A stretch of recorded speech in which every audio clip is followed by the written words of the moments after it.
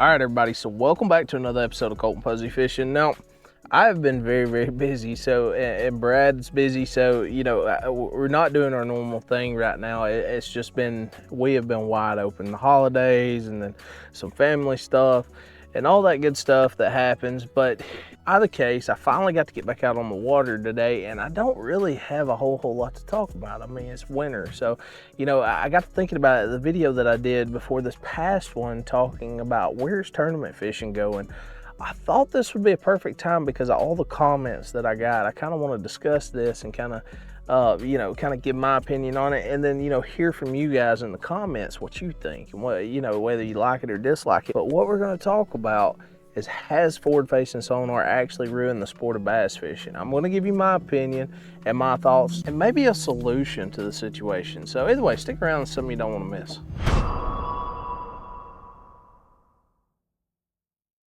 So y'all know the deal. If y'all want to support the channel, make sure to hit that thumbs up button. Also hit the subscribe button and comment, because I really like hearing from you guys, especially on topics like this, because I think these conversations are needed to be had, and it helps like figure out solutions. Because, you know, a lot in the content creation side, a lot of these big organizations and stuff, you know, hear what people are saying through comments, whether it's Facebook, YouTube, TikTok, whatever the case may be, and hopefully this will get an earshot of them, and then maybe they can start making adjustments to make things better for all of us. So video before last, I got tons of comments about, you know, forward facing sonar is ruining the sport and blah blah.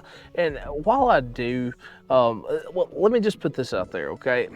Whether you like it or dislike it, the forward facing sonar at all, one of the things that we can acknowledge and come to a conclusion is it's around and people are using it, and they're going to use it. It is what it is. Now, you guys who fish with me and guys that you know, have been on my channel for a while, y'all know I'm a shallow water pirate fisherman. That's just what I do, and I've been shallow all year, and I don't really enjoy using forward facing sonar simply because I get bored doing it. I like being able to look out, see stuff with my eyes, and try to predict where bass are sitting, and then, you know, initially getting some type of reaction strike that you may not be expecting. That's just something that I like. As I feel like in bass fishing, it's got its own time and place, such as the lake that I'm on right now, Lewis Smith Lake. Lewis Smith Lake is a lake that took me several years to figure out how to even just catch fish consistently on. It was a very difficult fishery for me. It's considered a highland reservoir, so, you know, it's super deep. Spotted bass, blueback herring, you got threadfin shad, you got crawfish. There's a lot of stuff these fish can eat, and there's a lot of water for them to hide in. Back when I first started fishing this lake, I noticed a lot of people had a lot of trouble on this lake, because I would get messages and calls from friends and things like that. Hey man, you figured out what they're biting, blah blah, and I never really had a good answer until like several years after I'd fished it and really learned the lake. And then, you know, I could give them some kind of information that was, you know, something they could act off of and definitely catch some fish anytime they went. Well, I'm up here today and it's completely different than what it used to be. And I can tell, like with the forward facing sonar, 99% of the boats that I'm going by, that's what they're doing. They're looking at screens and they're catching fish that way. So, and I'm not complaining about it. So don't think that I'm complaining about it, but there's a lot to learn from it is what I'm saying. And you know, I've noticed on other lakes that I fish, the people who are using the sonar a whole lot, especially on small bodies of water, I tend to do really well shallow on those lakes. The Highland Reservoir style lakes, not necessarily. It's kind of like you got to keep up playing this game cat and mouse the whole time and try to really hone in what these fish are feeding on. Now the big question, has forward facing sonar actually ruined bass fishing? Is that really the problem with bass fishing? I don't think so, and here's why. Similar things was said when sonar really started picking up. And when I say sonar, I mean side imaging, down imaging, 2D sonar. You had different age groups complaining and being glad about the technology. I mean, it was just back and forth, kind of like this, but this seems to be a little bit more heightened. But I'm not so sure that it is, because social media wasn't as prevalent back then when all this stuff was going on. So I don't think necessarily the technology is the problem, but what I think the problem is kind of like the problem that I have with it. I don't want want to tune into one of the top organizations and watch a guy fish off screen the whole time. And it's nothing against the guys that are doing that, but I can see where they're coming from. It's hard to be entertaining when you're doing that because you're really having to focus on what you're doing and how that fish is reacting on that screen to catch that fish to hopefully get a check. So I get that side of it, but also it is very boring to watch. So if you're trying to learn the technology, I think it's a great thing because you can tune into it and you can watch and see how these guys are doing this stuff, pick it up, take it to the water, and then you'll kind of learn from there, from watching and through experience. But I don't necessarily think forward facing has kind of ruined the sport in general. I just think it's boring to watch, and fishing had kind of really become kind of boring to watch. There's a lot of guys that's not really that entertaining on camera and stuff like that, and that's just, you know, their personality. It's nothing against them or anything like that, but you know, it seems like they're so focused on what they're doing because they're struggling paycheck to paycheck that they're not necessarily worried about that part. They're worried about chasing that check and getting those sponsor deals. So that's kind of where I feel like the technology hasn't really ruined the sport. It's just kind of amplified what we were already seeing, if that makes sense. But now, here's the thing.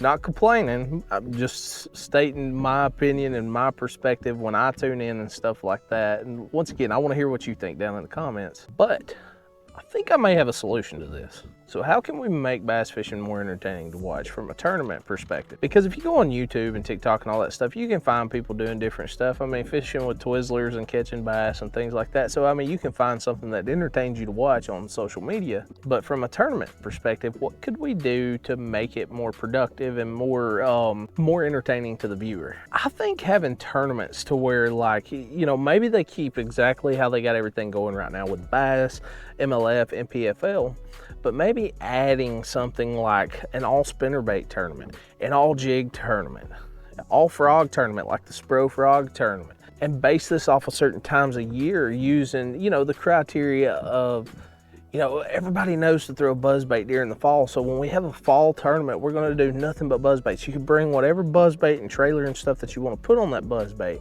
and you can only bring like 5 rods or something like that. All you can have is mapping and 2D sonar or something like that, and you know, just have it just a slugfest of a tournament, you know, like maybe like a crankbait tournament, like maybe it's middle of summer and hey, let's do a deep diving crankbait tournament or something like that. It's really going to make people think of how I can make this bait productive for this day, because somebody's going to catch them. And I think there would be a lot to learn from that. And once these organizations got, you know, the viewership from things like that, because I really think it would help, and they get the viewership that they needed, then they can reach out to those bigger companies and stuff for sponsor deals to up, you know, payouts and things like that, and make the sport more, I don't want to say necessarily more productive, but more friendly to people that's coming into the sport, the people that want to tournament fish. You know, I mean, even throw in a tournament where it's nothing but, you know, you can't use anything but like a dart head fluke or something like that. I don't know, but you know,